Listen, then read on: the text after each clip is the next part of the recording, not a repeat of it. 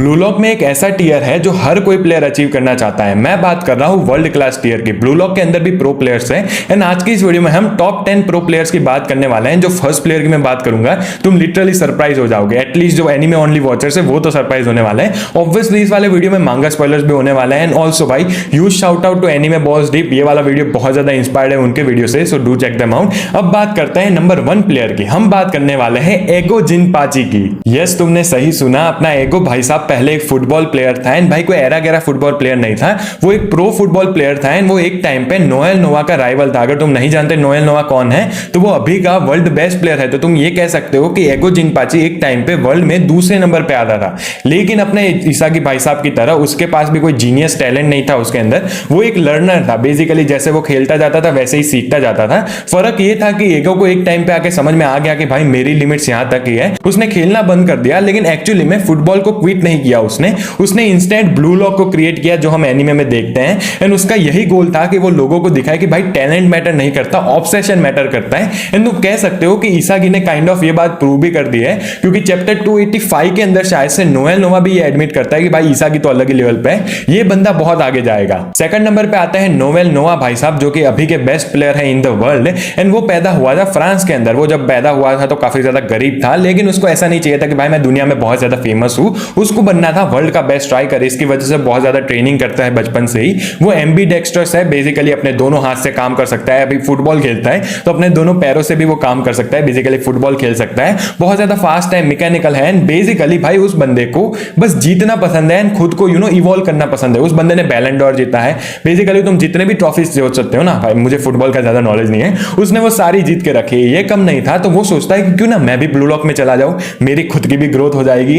वैसे तो आउटसाइड में वो काइजर को ट्रेन कर रहा था, लेकिन फिर भी जब इसागी भी उसको चैलेंज करता है कि भाई तूने मेरा यूज किया है ना, अब तू भाई उधर ही रहना, मैं एक दिन आके तुझे हराऊंगा, तो वो अंदर से काफी ज्यादा खुश हो जाता है। वो इसागी भी मदद करता है, क्योंकि उसको ये लगता है कि इन बच्चों को हम ट्रेन करते हैं ताकि जब ये स्ट्रॉन्ग प्लेयर बने तो इनसे सीख के मैं और भी ज्यादा स्ट्रॉन्ग हो जाऊं। अगर उसकी वेपन की बात करें तो उसने, मैंने जैसे कहा कि एम्बीडेक्स्ट्रस था, वो तो अपने दोनों पैरों से वो अच्छे से फुटबॉल खेल सकता है, तुम ये कह सकते हो। एंड जो उसका एआई लाइक ड्रिबलिंग, बेसिकली उसकी जो ड्रिबलिंग होती है वो बहुत ज्यादा अच्छी है। उसके अलावा उसकी जो एक्सेलरेशन है बेसिकली बहुत ज्यादा फास्ट है। वो उसकी डिसीजन मेकिंग बहुत ज्यादा अच्छी है एंड भाई वो कोई भी मूव करता है ना तो एक चीज भी अपनी वेस्ट नहीं करता है एनर्जी की। तीसरे नंबर पे आता है क्रिस प्रिंस, जो कि रोनाल्डो के ऊपर ही बेस्ड है, लेकिन थोड़ा वियर्ड है। बेसिकली उसका मानना यह है कि उसकी जो बॉडी है वही है उसकी वेपन। उसने अपने बॉडी को बहुत ज्यादा अच्छे से ट्रेन करके रखा है। उसकी वेपन भी यही है कि उसके जो बॉडी के स्टैट है ना वो 100 आउट ऑफ 100 है, मतलब उसके बॉडी में कोई कमी है ही नहीं। उसके अलावा उसका जो नकल बॉल शॉट होता है जो अपने CR7 मारता है, एक्चुअली में ऐसा है। एंड भाई इसका जो बॉडी कंट्रोल एंड स्टेमिना है वो भी अलग लेवल पे है। तुम समझ सकते हो भाई रोनाल्डो के ऊपर बेस्ड है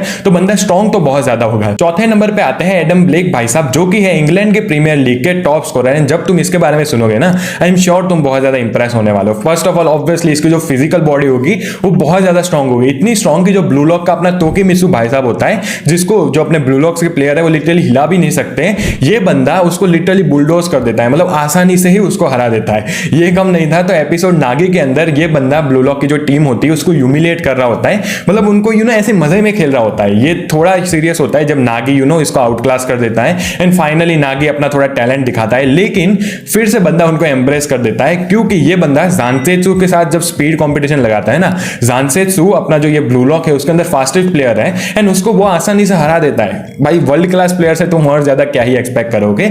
इसकी वेपन की बात करें तो भाई सुपर स्पीड, जैसे मैंने कहा ब्लू लॉक के फास्टेस्ट प्लेयर को इसने हरा दिया। इलीट एक्सेलरेशन, अपने चिगिरी की तरह तुम मान सकते हो, बहुत ज्यादा फास्ट दौड़ता है, ये सेम ही चीज हो गई वैसे भी।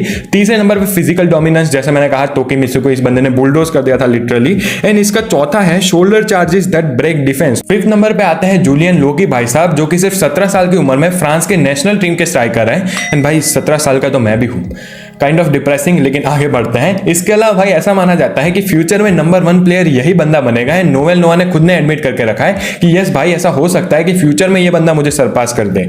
इसके अंदर भी ईगो डीपली रन करता है भाई, बंदा बहुत ज्यादा ईगोइस्टिक है। इसकी वजह से ब्लू लॉक प्लेयर की ये रिस्पेक्ट तो करता है, लेकिन इसका मतलब ये नहीं है कि वो उनको ह्यूमिलिएट नहीं करेगा। जब ये नागी के साथ होता है तो नागी भाई कहता है कि भाई मैं तो स्कोर करने वाला हूं, तो पता नहीं कहां से ये बीच में उधर टपक जाता है, उसका जो बॉल होता है वो उधर से ले लेता है, वो खुद ही स्कोर कर देता है। मतलब भाई हवा में से निकला था भाई बंदा, ऐसा लग रहा था। उसके अलावा काइजर भी जब लड़ रहा होता है तो लिटरली काइजर का 140 किलोमीटर पर आवर वाला शॉट उसको वो ब्लॉक कर देता है। मतलब ये फास्ट नहीं है भाई, ये तो अलग ही लेवल की स्पीड है। 6 नंबर पे आते हैं डाडा सिल्वा भाई साहब, जो कि फिर से ब्राजील के अंदर पैदा हुए थे। ये भी बंदा बहुत ज्यादा गरीब था। इसकी वजह से इसका फंडा सिंपल है कि भाई अमीर बनना है एंड खुश रहना है। ये वर्ल्ड 5 को ज्वाइन करता है ब्लू लॉक के अंदर एंड भाई ये बंदा आइकू जो कि 6'5" का है, 6 फुट 5 इंचेस 195 सेंटीमीटर, उसके ऊपर से 2 हेडर मारता है विदाउट इवन ट्राइंग। मतलब क्या ही चाहिए और इसका भाई नाम ही टैंक करके रखा है। मतलब इसकी जो फिजिकल पावर है वो अलग लेवल पे है। इसके अलावा जो नागी का ये स्पिन ऑफ होता है फिर से उसके अंदर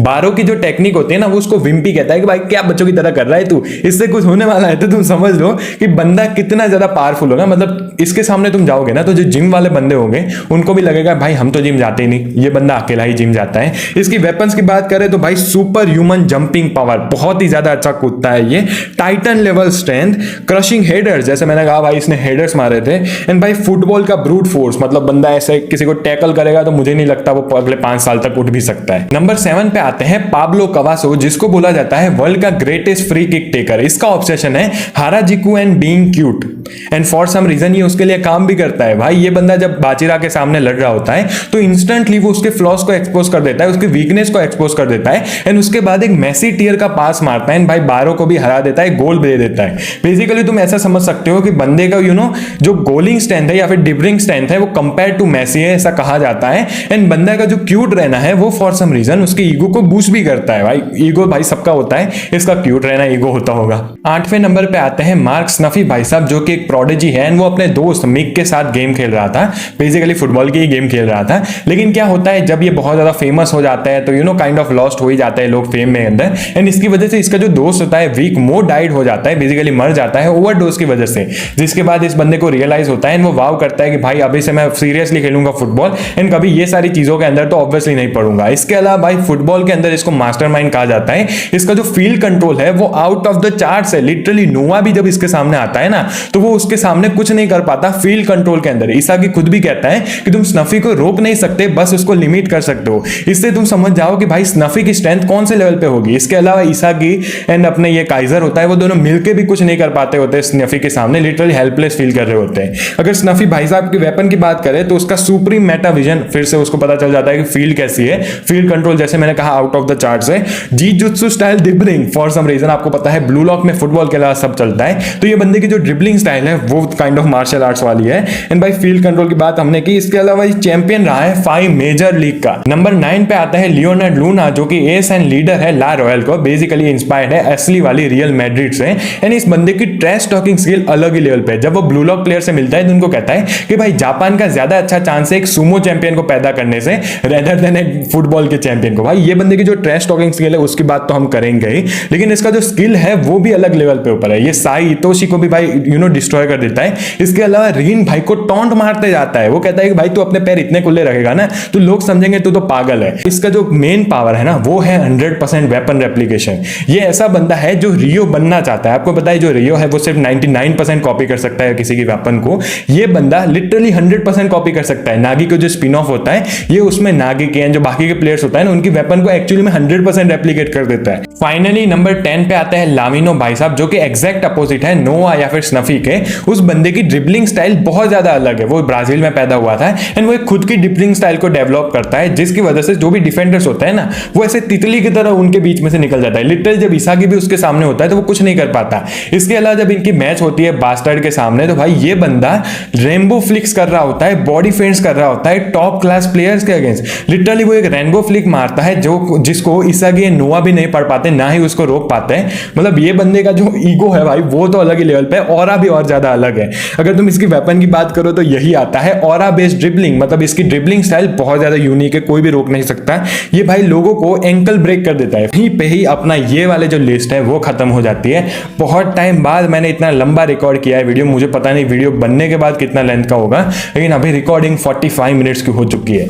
आई होप अगर तुम अभी तक देख रहे हो तो तुम्हें वीडियो पसंद आया होगा। एंड भाई पसंद आया तो प्लीज लाइक कर देना। मैं यूजुअली ये कहता तो हूँ आउट्रो में, लेकिन मीन नहीं करता यार, मैं पहली बार मीन करके कह रहा हूँ कि प्लीज लाइक कर देना भाई, शेयर कर देना एंड कमेंट कर देना। बहुत ज्यादा मेहनत लगी है वीडियो में। वीडियो पसंद आया तो लाइक कर देना, रिपीट कर रहा हूँ मैं। Anyways good bye, thanks for watching.